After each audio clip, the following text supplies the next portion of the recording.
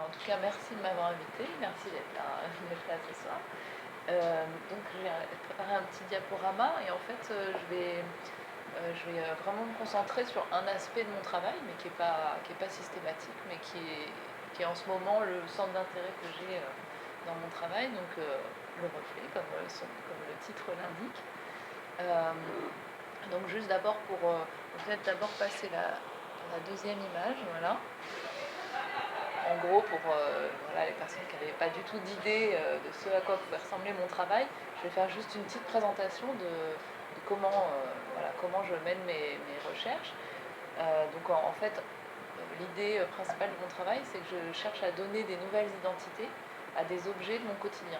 Donc, et pour ça, je passe par tout un processus, enfin une sorte de méthode en fait de travail qui consiste à passer par plusieurs étapes. Donc le moulage, donc je vais d'abord faire des petits moulages en plâtre des objets que je récupère, et ensuite je vais faire des mises en scène avec des photographies. Donc ça peut être une centaine de photographies pour un tableau, où je vais essayer de trouver en fait une composition spatiale.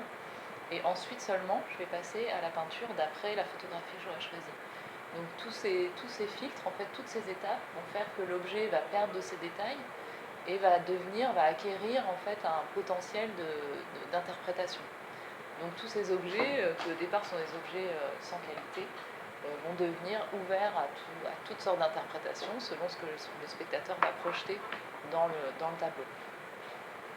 Et donc, alors ce soir, j'avais envie de parler de quelques lectures en fait qui accompagnent mes dernières séries, mais qui ont aussi fait partie, qui ont aussi accompagné depuis le début des recherches.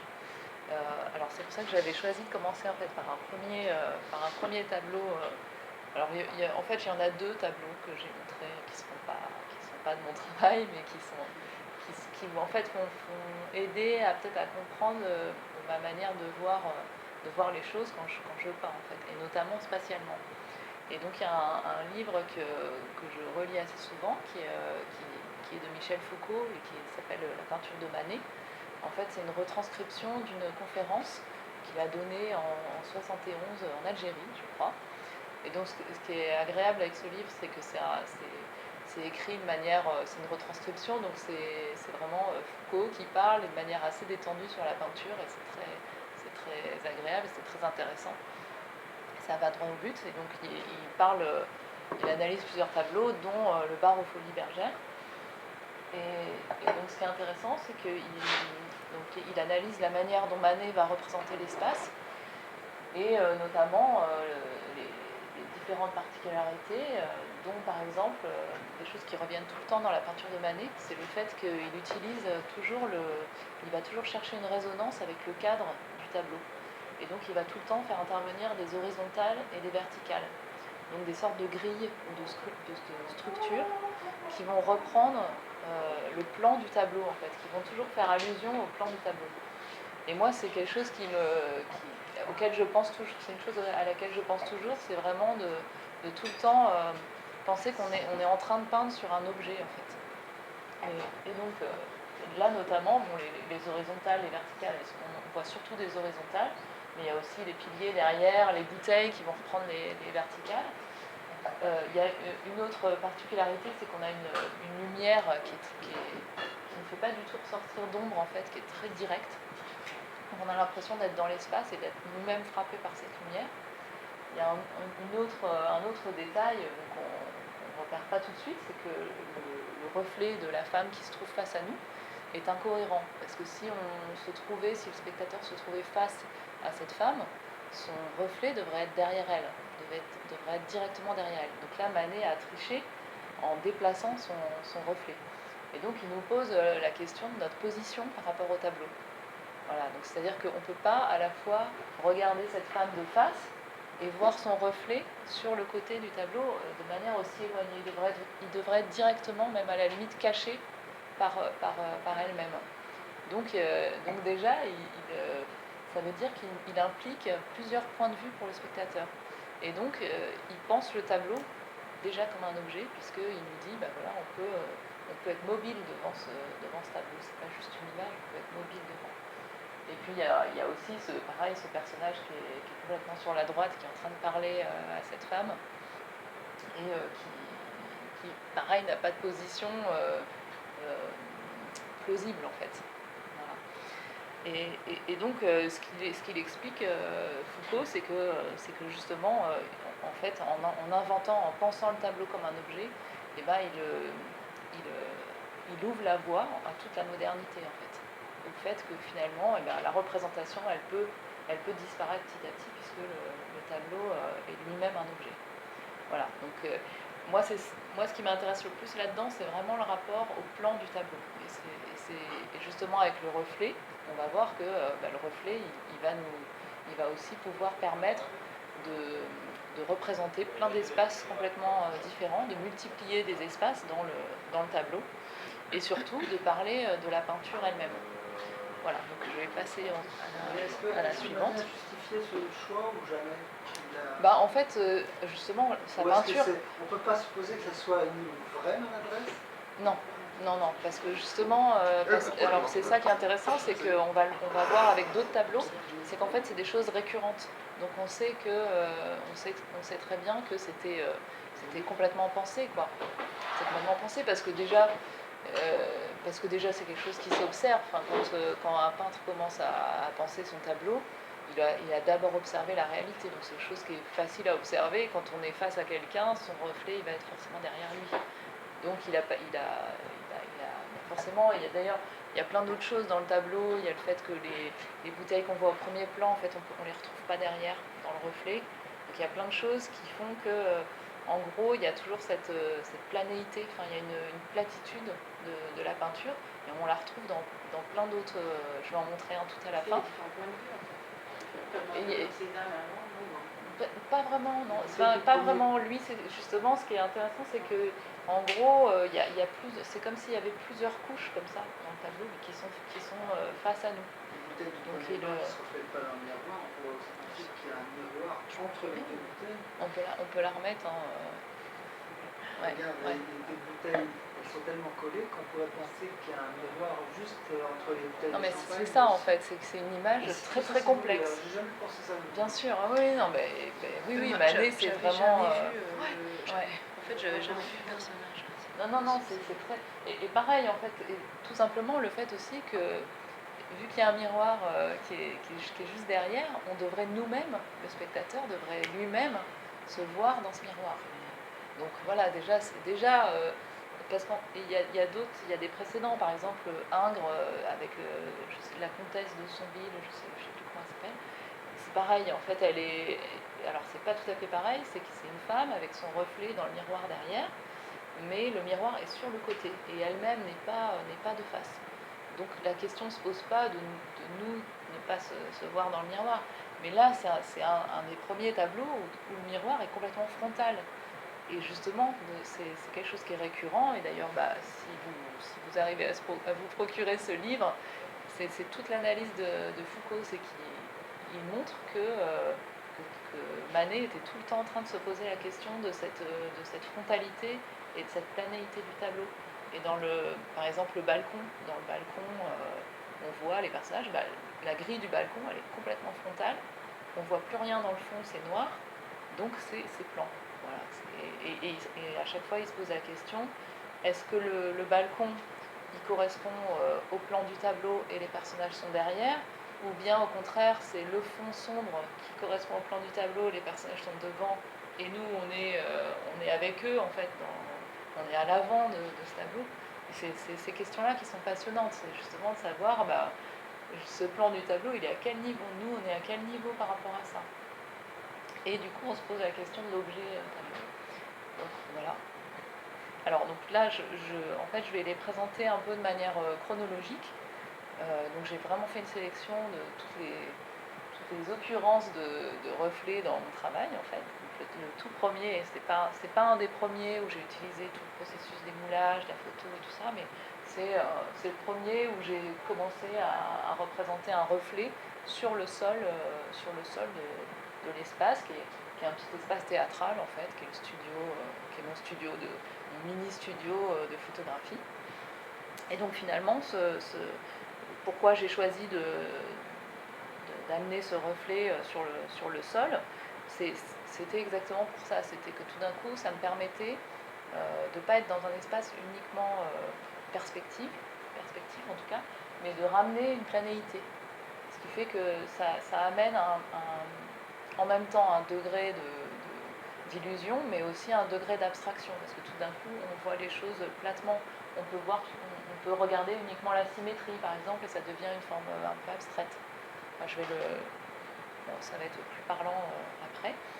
Voilà, par exemple, dans celui-ci, qui dépasse, voilà. La maniaque, tu sais. Non, mais c'est pas grave, je suis désolé. Oui, d'ailleurs, j'ai pas dit que. Parce que, en fait, mes peintures sont très très lisses. On voit pas du tout de touches, de gestes, voilà, de matière. Et là, il se trouve qu'on a un mur qui est très matéré derrière, mais vous ferez un effort d'imagination pour imaginer que ça ressemble presque à des. Ça a un côté presque virtuel, en fait, dans l'esthétique, quoi. Voilà. Alors, J'ai changé le ouais, c'est pas grave. C'est pas la même. alors donc justement, ça c'est alors j'ai pas précisé les formats, donc ça date de 2012, ce tableau-là. Et donc c'est un tableau qui est assez grand, qui fait 1,85 m sur 2,50 m. Et donc on se retrouve face à un espace dans lequel on se projette et qui est un espace un peu claustrophobique. Et du coup les reflets, là pour moi, étaient un moyen de faire des sortes de trouées dans l'espace en fait, ou en tout cas de proposer une seconde lecture de l'espace, quoi. Voilà.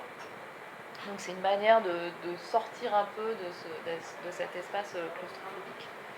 Et en même temps, justement, c'est que, alors ça c'est, je crois que Foucault aussi en parle, mais c'est le fait par le fait que le spectateur se projette dans cet espace, on a tout d'un coup un espace triangulaire entre le reflet, les objets et puis le spectateur. Voilà, je passe au suivant.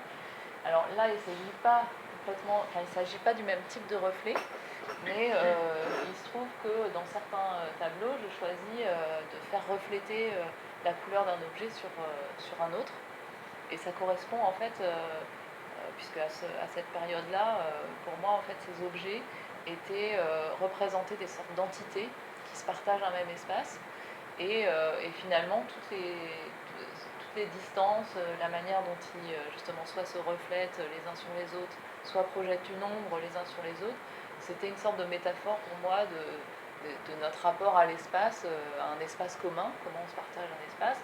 Et notamment, j'avais un livre qui m'accompagnait aussi qui s'appelait La dimension cachée de Edward T. Hall, qui analyse tous nos rapports à l'espace de façon culturelle. Donc justement, par exemple, toutes les distances qu'on va apercevoir de manière plus ou moins intime selon les cultures. Et voilà, moi c'était un peu comme ça que je pensais mon travail quand je commençais à faire mes mises en scène. Mais en fait, Ouais. Au départ, c'est des objets que tu as au quotidien, c'est des moulages. Voilà. Ouais, c'est ça. C'est pour ça c'est que le processus, il est un petit peu complexe et surtout je le montre pas. Je montre que voilà, je montre jamais les moulages. Mais en gros, pour dire, c'est des objets qui sont grands comme ceux-là, ils étaient à peu près grands comme ça. Maintenant, ils sont encore plus petits. C'est vraiment des tout petits objets. Et ça peut venir par exemple des petites figurines, ça peut être des rebuts, vraiment c'est vraiment des objets de tout type. Et finalement, c'est des objets qui deviennent. Alors j'ai toute une collection, j'ai une grande étagère où ils sont rangés par famille. Et donc ça devient une sorte de classification du monde en fait, mais une classification où les objets pourraient passer d'une famille à une autre de manière libre et pas systématique. Donc voilà, en gros, il y a toutes ces étapes-là, et ce qu'on disait tout à l'heure, c'est que la composition, elle se fait vraiment au niveau de la photo, au moment de la photographie, et après la peinture, finalement, c'est une peinture très, très réaliste, très fidèle à la photographie. Donc tout moment le plus ludique, c'est les moulages, la mise en scène, etc. Et puis après, la peinture est beaucoup plus rigoureuse, on va dire. Alors là, il y a deux tableaux. En fait, c'est un tableau qui fait 10 par 15, qui est à gauche, qui est un tout petit tableau, qui est une étude pour le tableau à côté, qui est là par contre un tableau qui fait 1,50 m sur 1,50 m. Parce qu'en général, justement, comme je parle d'espace, ce sont plutôt des tableaux de grande taille, en fait, puisque c'est là où on va vraiment pouvoir se projeter dans l'espace représenté. Et donc quand j'ai commencé à faire cette petite étude, c'est la première fois où tout d'un coup je me dis le reflet, c'est ça le sujet du tableau en fait. C'est le reflet même qui constitue le sujet. Et pourquoi justement, c'est que finalement les deux formes ensemble deviennent elles-mêmes, peuvent devenir une sorte de forme abstraite. On pourrait y voir un petit papillon renversé, on pourrait y voir une tache, enfin, voilà. Donc ça permet d'avoir les deux dimensions dans le tableau, de pouvoir le voir de manière illusionniste, réaliste, mais aussi de manière abstraite. Si on plisse un peu les yeux, tout d'un coup, ça devient complètement... ça renverse l'espace de manière complètement différente. Et donc le grand tableau carré, alors justement, c'est pareil, c'est des moments, c'est des étapes où je me rends compte que le reflet, c'est ce qui va m'aider aussi à composer le tableau. C'est-à-dire qu'il n'y a pas que les objets, je vais aussi, quand même quand je prends ma photo déjà, je vais prévoir comment les reflets vont toucher ou pas tel ou tel objet. S'il y a un objet qui va se retrouver, qui va cacher le reflet, comment on va pouvoir passer d'un objet à un autre par le reflet, par exemple. Et donc c'est ce qui va me permettre de structurer le tableau en fait. Voilà, alors ça c'est aussi un grand format qui fait 2,50 m de long sur 1,50 m de haut. Et justement là, on a en fait une sorte de grille entre les reflets qui sont verticaux et puis les objets et les ombres qui sont horizontales. Donc ça me permet de faire une grille comme c'est pour ça que moi quand j'ai lu le livre de Foucault, je me suis dit mais c'est exactement comme ça que je pense les choses. Je vois toujours des grilles en fait. Je structure mon tableau en voyant des horizontales, des verticales, éventuellement des diagonales. Et là c'est aussi ce qui me permet, parce que on a un format très horizontal, comment on va ancrer des objets verticaux dans un espace complètement horizontal. C'est justement les ombres et les reflets qui se croisent qui vont ancrer les objets dans l'espace. J'ai une question. Oui. Les moulages qui sont en photo, Oui. Ils sont de cette couleur-là? Alors oui, ils sont de cette couleur-là. En général, alors, ça peut m'arriver de varier, parce que ce que je disais tout à l'heure, en fait, c'est une méthode, mais c'est une méthode ouverte, quoi. C'est pas on va dire un procédé ou un procédé qui serait complètement fermé et qui serait rigide. Donc effectivement, s'il y a une couleur que je veux un petit peu changer, ça peut m'arriver par exemple d'aller sur Photoshop, de tester une couleur, mais sinon ils ont quand même leur couleur au départ, soit teintée dans la masse, soit ils sont trempés dans des encres. Et l'encre en fait va monter par capillarité et va se diffracter dans l'objet, donc de manière aléatoire. Ce qui est assez... voilà, dans le plâtre. Ce qui est assez intéressant d'ailleurs, parce que selon les pigments, il y a des couleurs qui montent plus ou moins. Il n'y a pas de peinture sur l'objet en plâtre? Non. Par contre, ça c'est vraiment rare que je les peigne directement. Soit ils sont dans la masse, c'est-à-dire que je teins le plâtre, quoi. Soit, et ce que je fais quasiment maintenant, c'est quasiment exclusivement tremper dans les encres, parce que justement ça me plaît. En fait, en plus, c'est que quand l'encre se diffracte, donc il y a des pigments qui vont aller plus sur la surface, d'autres plus en profondeur, et donc ça encore modifie l'objet de départ. Et justement, ce que je cherche, c'est de m'éloigner de l'objet de départ et de lui donner sa nouvelle identité, enfin ses nouvelles identités. Donc ça va être aussi quelque chose qui empêche la lecture claire de cet objet-là. C'est pour ça que de plus en plus, vous allez voir après, les derniers tableaux sont très très colorés. Alors que les premiers sont très blancs, ça m'intéressait plutôt de rester peut-être dans des sculptures presque classiques, de renvoyer un peu à une esthétique un peu antique, mais ça a évolué après. Encore une question. Est-ce que dans des expos, les objets sont présentés avec donc non, voilà, alors je les montre jamais, puisque tout repose sur la lecture de l'échelle aussi des objets. Donc si je les montre, tout de suite, alors en plus souvent ça veut dire que ça implique une une lecture un peu ludique du travail, où on va aller chercher tel objet, on va essayer de le retrouver. Alors j'aime bien à l'atelier, recevoir des gens à l'atelier, et puis là ils vont justement découvrir un peu comme un petit... À l'atelier, les gens peuvent voir. Voilà, à l'atelier les gens peuvent voir toutes les étagères, etc. Mais du coup on les voit tous ensemble, donc c'est autre chose, quoi. Pourquoi les garder? Comment? Pourquoi les garder? Et je les garde parce que je les réutilise. En fait, je les réutilise et souvent je les recoupe, je les reponce, je les colore, voilà. C'est un peu comme Morandi avec ses vases. Ouais, complètement. Bah, Morandi, c'est vraiment ma première... ouais, c'est un des premiers peintres que j'ai regardé. Et justement pour la dimension architecturale aussi chez Morandi. C'est que ces vases, ils deviennent, justement, on peut y voir des immeubles, enfin, ça devient complètement autre chose aussi.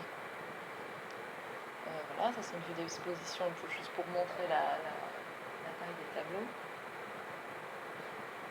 Donc ça c'est un tableau qui s'appelle Attique. Je regarde la date, je me souviens jamais de la date des tableaux. Il date de 2015, donc il fait 1,90 m de haut. Et là, donc là, je choisis de montrer le reflet dans son entièreté. Et donc à chaque fois, comme je le disais tout à l'heure, c'est un peu des petites prises de conscience. Et là, ce qui m'avait marqué en prenant mes photos, c'est que tout d'un coup, on a à la fois une sensation de flottement, de légèreté, et en même temps, c'est des objets qui pèsent. Et donc, c'est de pouvoir représenter deux états dans le même tableau. Donc après, ça dépend aussi de comment les gens identifient ces états-là. On peut avoir des gens qui vont plus voir quelque chose qui flotte, qui est très, très léger, et d'autres qui vont voir quelque chose d'ancré. Et encore une fois, ça reprend évidemment là, on peut y voir on peut y voir une forme globale aussi. Et dès qu'on voit une forme globale, ça déplie l'espace autrement aussi. Ça veut dire que tout d'un coup, on revient sur quelque chose de très plat. Donc ça, c'est un critique aussi de la même période. Où là, je prends, alors ça, c'est un peu plus complexe, c'est qu'en fait, c'est le même mobile à gauche et à droite, mais qui est pris d'un point de vue différent. Donc on peut imaginer, là c'est pareil, on ne sait jamais, ça commençait déjà à ce moment-là, c'est qu'on ne sait jamais si c'est le même dispositif d'un côté ou de l'autre de la toile, ou si c'est un ensemble, un seul ensemble. Alors, donc, par rapport justement à Attique qu'on a vu deux photos avant, là le reflet est coupé, et là en fait il me sert à accentuer la monumentalité de l'objet, qui est une toute petite figure qui est vraiment grand comme ça. Au départ c'est un petit dé à coudre en forme je sais plus, de tête d'oiseau, quelque chose comme ça. Il s'appelle Horus celui-ci. Et donc voilà, c'est vraiment grand comme ça. Et donc ce qui me plaît, c'est de le transformer en une sorte de grande statuaire presque antique. Ça correspond aussi, parce que ce que je n'ai pas dit, c'est qu'au départ, quand je déplaçais mes objets, quand je faisais mes mises en scène, j'avais justement en tête les rapports spatiaux, sociaux, etc. Et petit à petit, ça dépend maintenant de plus en plus du contexte de recherche.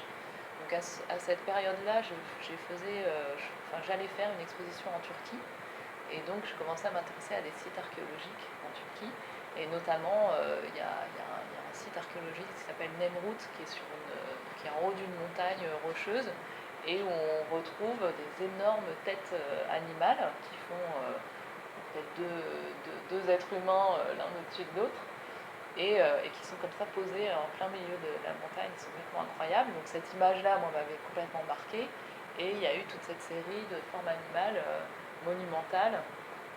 Et donc voilà, le reflet, en tout cas ici, me permet d'accentuer encore la verticalité du tableau et de l'objet. Ce qui est différent de l'autre Attique où on voit l'entièreté du reflet, alors que là il est coupé, donc on est vraiment dans un mouvement vertical. Voilà, ça c'est un tableau beaucoup plus récent de cette année.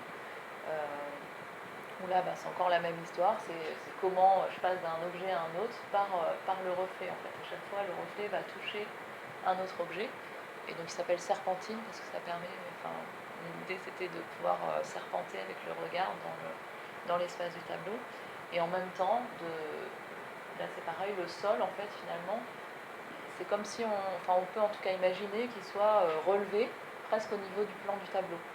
C'est-à-dire qu'on n'est plus sur un espace horizontal, mais on est au contraire sur un espace vertical qui se relève. Voilà, c'est aussi un plus récent.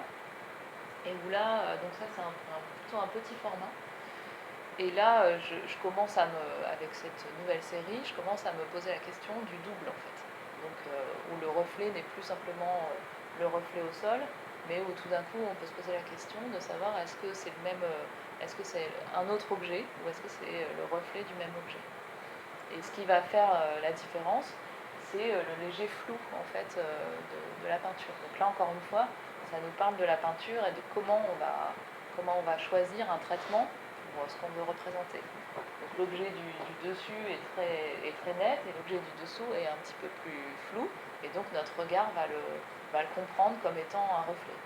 Voilà. Si on essaye de se projeter dedans. Et surtout, il n'y a plus du tout de ligne de sol, alors qu'il y en avait dans à peu près tout. Je suis sur les autres. Dans à peu près tous les autres, bon là c'est l'un des derniers, mais en tout cas on a une ligne, on a au moins une petite ombre qui nous indique qu'on est sur un espace horizontal. Voilà. Et donc on est finalement avec ça, l'objet commence à flotter complètement, et on n'est plus du tout dans un espace gravitationnel. En fait, on est dans un espace qui est complètement libéré de toute contrainte perspective. Donc là, il n'y a pas eu de liberté juste par rapport à la forme de l'objet, c'est vraiment similaire à la photo. Exactement, ouais. Et pourquoi tu as autant de mal à aller vers l'abstraction finalement? Puisque c'est ce que là on est dans l'abstraction, puisqu'il n'y a plus de lignes, il n'y a plus de reflets. Et pourquoi c'est si difficile? Pourquoi tu as besoin de tout ce processus pour y arriver? En fait, alors là justement c'est intéressant, c'est qu'il y a pas mal on est pas mal d'artistes de notre génération à vraiment en fait, se situer sur le fil entre figuration et abstraction, ou c'est même pas sur le fil, en fait, c'est de plus considérer les choses abstraction-figuration, mais de s'en servir en fait, de les mettre ensemble. Donc d'avoir ce double regard et de pouvoir les faire se confronter. Et moi, c'est vraiment ce qui m'intéresse, c'est d'être dans un espace plausible, réaliste, parce que voilà, mais je vais en parler même encore un petit peu à la fin. Et en même temps, je pense qu'en fait tous les peintres ont toujours eu ce regard abstrait, même dans des traitements complètement réalistes. La question elle portait sur le désir de s'affranchir justement du réalisme, et tout en restant dans le réalisme. Alors, c'est pas de s'affranchir du réalisme, c'est comment dire ça? Non, je pense que c'est justement en fait ce que pour moi un tableau, il a besoin d'être structuré, et que c'est le regard abstrait qui permet, c'est la façon de regarder les choses abstraitement, c'est-à-dire presque géométriquement, comme le fait Manet quand il met ses grilles. C'est ce qui permet de structurer un tableau et de représenter un espace. Mais c'est pas une comment dire, c'est pas un regret de pas faire des tableaux abstraits, ou c'est pas ça. En fait c'est vraiment l'imbrication de ces deux choses-là. L'imbrication même d'ailleurs je dis souvent que finalement je fais des tableaux figuratifs mais avec des objets abstraits, parce qu'on peut pas les nommer. Et moi c'est ce point-là qui m'intéresse. Et ça fait voilà depuis je sais plus, le premier j'ai dit il y avait quoi, depuis 2011, mais j'avais même commencé un peu avant, 2009. Ça fait depuis 2009 que je me lasse pas de ce procédé, parce que justement il va en fait à chaque fois être nourri de manière différente selon mes contextes de recherche. Donc j'y mets plus du tout la même chose maintenant, aujourd'hui, j'y projette plus la même chose qu'en 2011 par exemple. Donc voilà, il y a des choses qui arrivent, comme par exemple les encres, comme ce reflet qui va être plus assumé, ou en tout cas plus étudié. Mais voilà, après, c'est une manière de travailler qui me correspond, enfin, c'est ce qui m'intéresse, quoi. Oui, l'objet, là, par exemple, il est traité comment?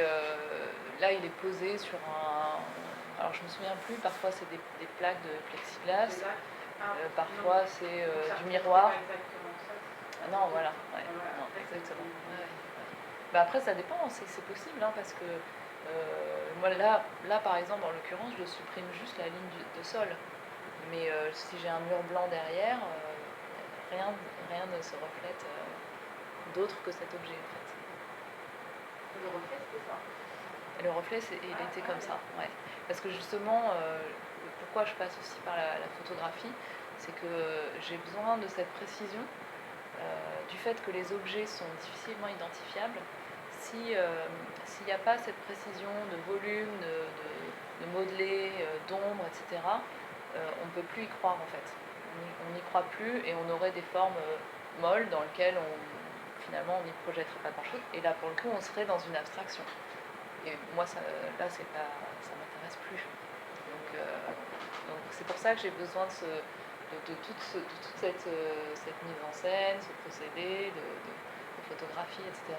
Et aussi le fait que les objets soient très petits fait que, ce qu'on disait tout à l'heure, si je peins d'après nature avec mes objets devant, comme j'ai fait tous mes calages, que je veux justement que telle ombre arrive sur tel objet de telle manière, dès que je me déplace un tout petit peu, comme c'est tout petit, tout se décale.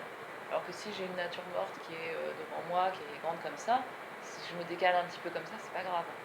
Mais donc voilà, il y a tout ça qui rentre en jeu, quoi.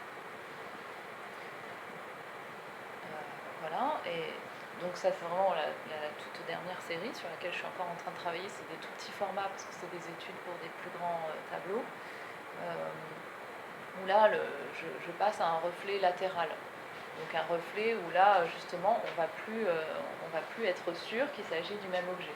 On va plus savoir s'il s'agit de son reflet ou d'un autre objet.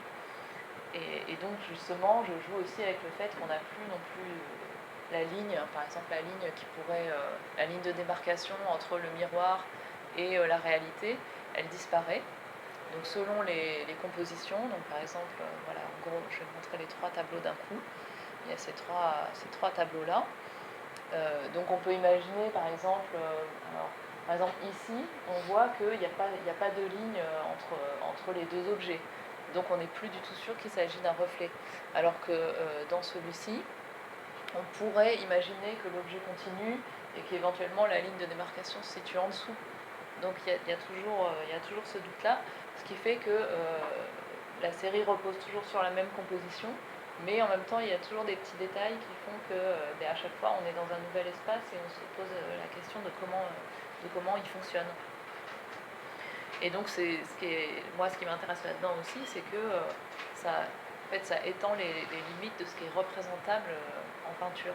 C'est que tout d'un coup on est dans quelque chose auquel on n'a pas forcément à faire dans la réalité, qui est d'avoir quelque chose de très réel au premier plan et quelque chose de complètement immatériel à l'arrière.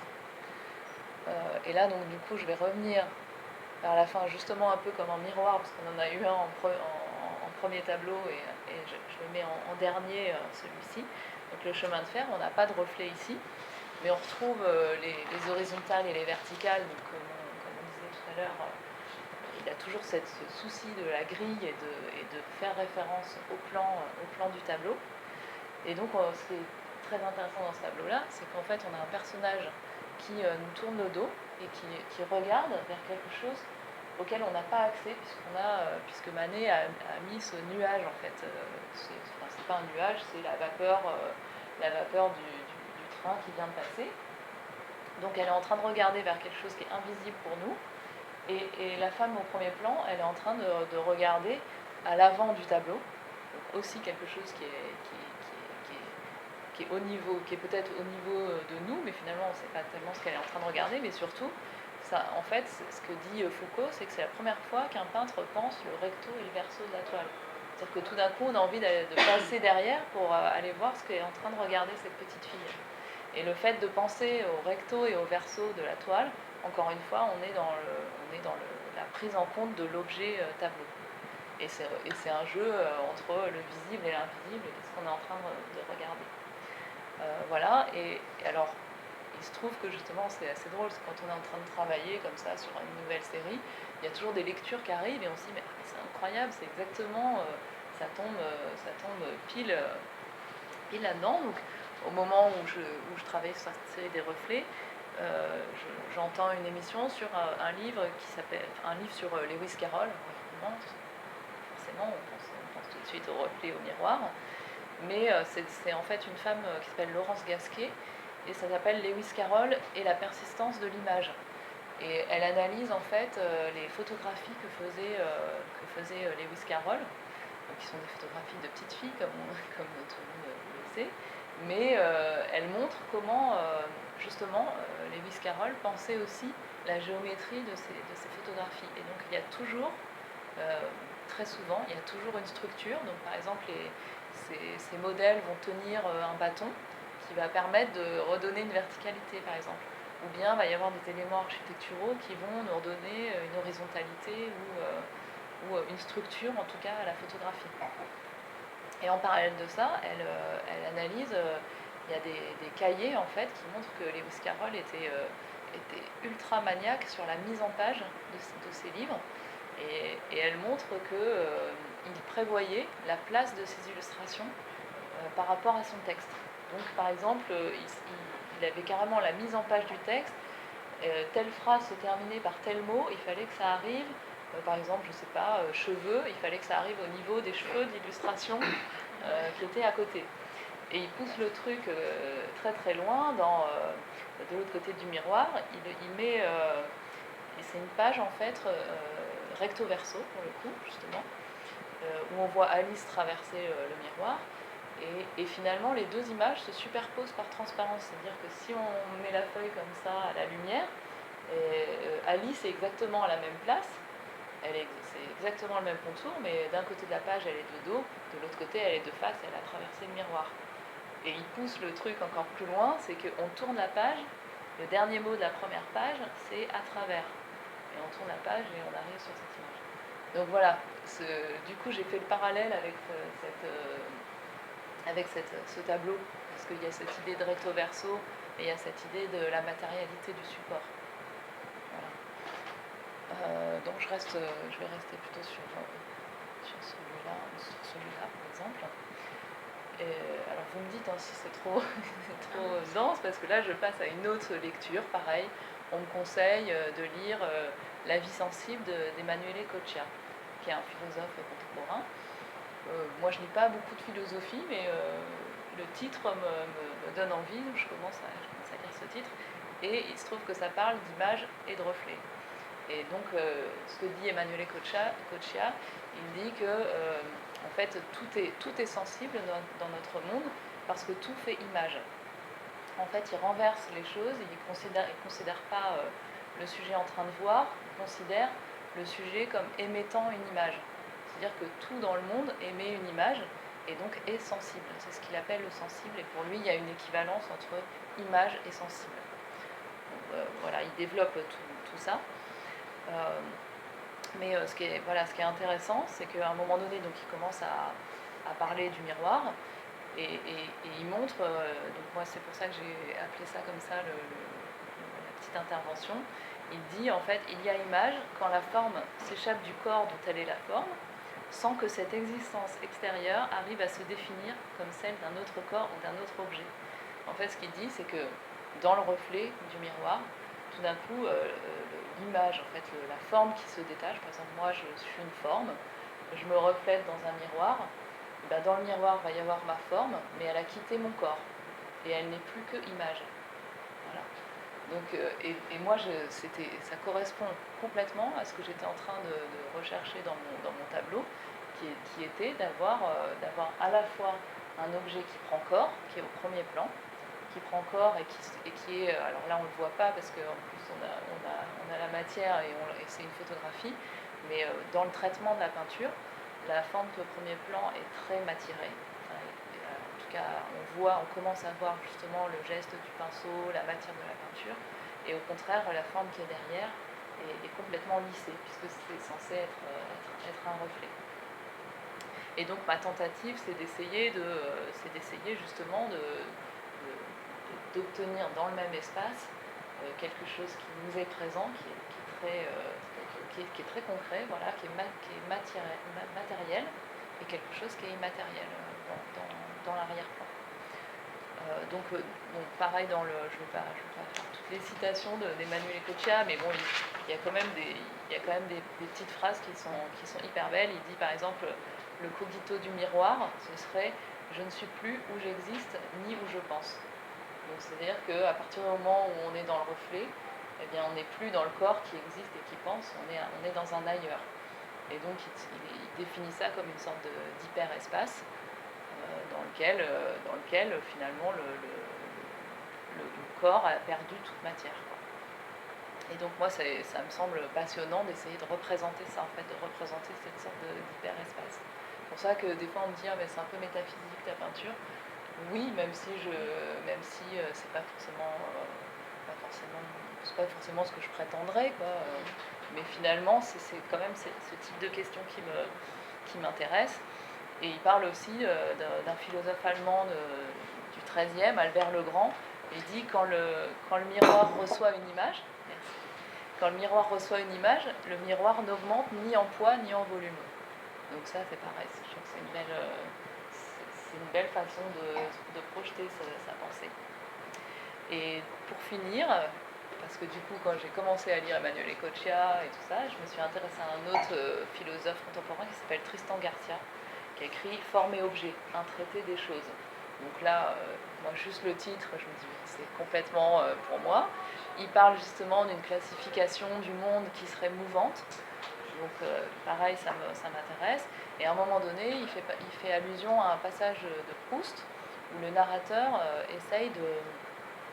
regarde l'être aimé dans son sommeil et il essaye de percer son mystère en la regardant fragment par fragment, c'est-à-dire en s'approchant tellement près que peut-être s'il arrive à savoir de quoi elle est composée, c'est-à-dire son souffle, ses taches de rousseur, ses cheveux, etc., il va peut-être percer son mystère, mais en fait, au fur et à mesure qu'il s'approche, finalement c'est un fragment, donc il perd son unité, il perd son allure générale, il perd sa silhouette, il la perd.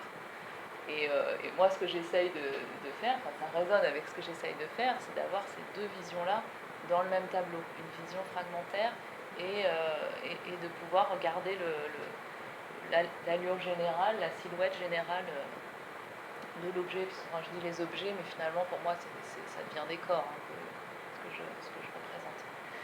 Et donc voilà, en gros, c'est un peu toute cette recherche du moment, c'est d'avoir le fragment et le tout dans le même tableau.